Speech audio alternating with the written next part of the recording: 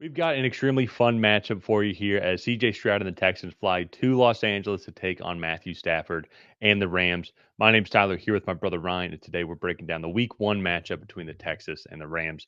Before we get into that, be sure to leave a comment. Let us know who you think is going to win this game and why, and hit that subscribe button to get notified when new videos come out.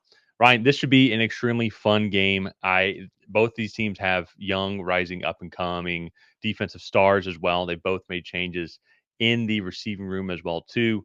CJ Stroud is on the rise to becoming, I think, one of the better quarterbacks in the league. Had a little bit of a sophomore slump last year. I don't think it was entirely all his fault.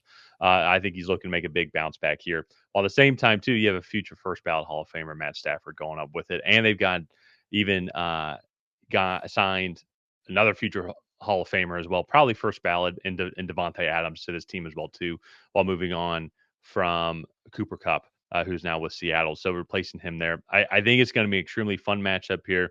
Kyron Williams got a nice contract extension in the offseason. Congratulations to him. The Texans even actually signed Nick Chubb as well. And so I'm going to be very curious to see how he ends up playing and fitting in within this offense for Houston moving forward. So this is going to be a really fun matchup because I could see a lot of similarities between these teams. What are some of your thoughts on both of these organizations, and what do they need to both do to come out victorious in this matchup? Yeah, I it's interesting to me because I feel like the Rams are in this they've kind of mortgaged themselves with not having a lot of the first round picks over the last 5 years where they traded that off for Matt Stafford and then Von Miller and whatnot. And so I think you look at the young talent, and I know they have Jared Verse and some other guys on the defensive side of the ball, but they're I don't want to say piecing things together on the offensive side, but they have Matt Stafford. They're kind of rotating the weapons around him. Obviously, they have Puka Nakua, who was a steal in the fifth round, but they just moved on from Cooper Cup. Now they're getting Devontae Adams. They re-signed Alaric Jackson. And so I felt like more moving parts than normal for the Rams this offseason, but I still expect them to be a really good team. And then I think the Texans are viewed as like this young up and coming team. But you look, they actually just completely reshifted this offensive line. They added a bunch of weapons as well through the draft with Jaden Higgins and Jalen Knoll, both from Iowa State. And so I think these two teams are kind of, I don't want to say entering a transition period because I still think that they're both true playoff contenders. But we had a little reshuffling on both of these rosters at two different stages, I think. Where the Rams have the veteran quarterback and the slightly older roster, and the Texans have that young up and coming team that they just had to reshuffle a lot of offensive line pieces. So I'm very excited to see the defensive mastermind go up against the offensive mastermind here in the coaching battle. I think Yeah. when it comes to who's actually going to win, or like what each team has to do to win. For me, I think the biggest thing that the Texans need to do is protect CJ Stroud. If this offensive line can come together and play well, I really like their chances. I think that these receivers could take advantage of this secondary for the Rams. But that being said, if they let Braden Fisk, Jared Verse, and that front seven really kind of control how this offense plays, I think that they could really struggle in the long run of this game because if you let the Rams hang around, like you said, Matthew Stafford is a first ballot Hall of Famer, Devontae Adams as well. If those two can find some cohesiveness or have an opportunity for a final drive to win this game, I like their chances in doing that. So I think if Houston can control the line of scrimmage on the offensive side of the ball, I think that that's going to be key for them in this game. And if the Rams can cover up their secondary issues right now with that front seven, I think that I Yeah. like their chances to win.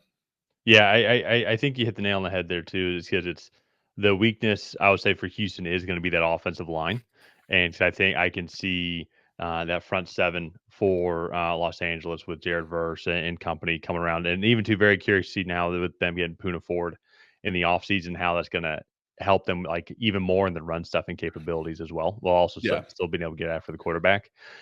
But then at the same time, though, too, it's I would personally probably take the receiving room of Devontae Adams, Puka Nacua, Tutu Atwell over Nico Collins, Jaden Higgins, Christian Kirk. Not by much. Like it's very tight. Yeah. It's very close. That being said, though, too, Nico Collins, Jaden Higgins, and Christian Kirk can expose that Los Angeles Rams secondary, I think more than what this not I would say more, but it's the Houston secondary is better comparative Yeah. to the Los Angeles I Rams I'm right also now. curious too. Nico Collins is 26. He's entering the prime of his career. Devontae Adams is 33 and definitely on the back half of his career. We saw him start to slow down. Some of that was he was on the Jets and the Raiders last year. Yeah, And so I'm really curious, not that he was ever like a burner or anything, but I am curious if we're starting to gonna see the end of his like the not the end, but the starting of the decline yeah. of his career. I think this receiving room complements what he's able to bring to the table really well. I do I think too. Puka Nacua is one of the better receivers in the league. Tutu Atwell is going to be that shifty slot guy that they can move around. And Devontae Adams, well, that's the thing too is all of those guys. Maybe Tutu Atwell is not really as much of an outside guy, but Puka can line up in the slot. Devontae can line up in the slot, so you can move all Yeah. those guys around as well. So I think he complements them really well, while that receiving room also complements what he's able to bring to the table as well too. So that's where I think it's going to be really interesting. While at the same time though too, and you more the receiver guy than me, but Nico Collins is an outside guy. Like you can't really move Yeah. him around too much, so he's kind of stuck there. Christian Kirk's your pure slot guy. I mean, maybe not pure. You maybe could line him up outside, move him around a little bit, but not nowhere near as the amount of creativity I think Sean McVay has with Yeah. that receiving room. Yeah, well, and that's where too, I think looking at you look at Nico Collins and he is more like the traditional X. Christian Kirk has kind of played all over. He was like a speed X early on in his career, and then Jacksonville moved him into the slot, and he started having a lot of injury issues, kind of going over the middle. But then Jaden Higgins, I think, is a very interesting piece. He can line up just about anywhere, based off of what we saw at Iowa State. Granted, we haven't seen that at the NFL level, so I think it'll be really interesting to kind of see what the Texans are going to do. One thing too about the Texans that I think is a bit of an interesting storyline is just the Joe Mixon thing. I don't know what is necessarily going on there, but he was put on IR with designation to return, I believe. Um, sorry, he was put on non-football injury, the non-NFI list without with a designation to return. But there's just some drama going on there. Actually, who is their backup running back? Well, so right now, Nick Chubb, they signed. They have Damian Pierce. Yeah, They have yeah, that's Jair Damian Pierce was the Ogunbowale, one I and was then thinking of. they got Woody Marks in the draft as well too, who I think could make a big Okay, impact. So yeah, it's so possible Joe Mixon doesn't play this season. I mean that's yeah, still everybody knew that he was on IR, and so but now the more recent reports that he might miss the whole season would be troubling for that team. yeah, and I think that's he's just kind of a bell cow back for that team. They really leaned into him last year when they were trying to wear down defenses and whatnot, and was actually more of a threat in the passing game than I remembered with his time at Cincinnati. So all in all, I think this is going to be a really good game. These are two teams that have deep playoff aspirations. Um, to kind of get into predictions here, I'm going to kick it off. I'm going to go with the Texans. I just think this roster might be a little bit more well rounded. You look at CJ Stroud coming into his third season, this wide receiver room. I really like what they've done and what they added in the draft. Defensively, that secondary led by Derek Stingley is really solid. That pass rush with Daniil Hunter and Will Anderson is phenomenal. And that linebacker room is really solid as well. Really, the only question I have is that offensive line. And even then, a lot of the reports have been that this offensive line has been pretty good through training camp. And they're actually even talking about trading Cam Robinson now because Ariante Ursary has really stepped up at that left tackle spot.